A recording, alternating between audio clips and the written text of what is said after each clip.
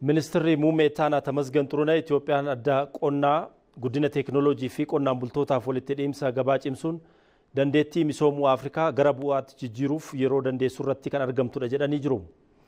Ministeerri muummee ittaanaa Tamasgan Xurunee konferansii wabii nyaataa beela ittisuu fi misooma baadiyyaa lammaffaa Biraazil Afrikaa irratti hirmaachuuf Biraazil qaqqabanii jiru.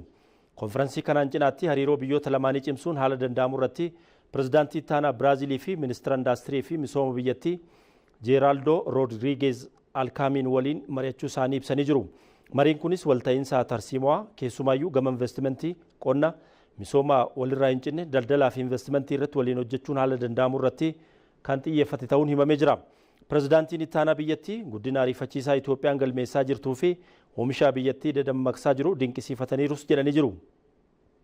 Itoophiyaa fi Biraazil kanaan dura damee qonnaa, bulchiinsaa fi itti fayyadama misooma bosonaa akkasumas Pirojektoota itti fayyadama biyyee asiidoo irratti waliin hojjechuuf walii galuu isaanii ni yaadatama jechuun ibsamee jira.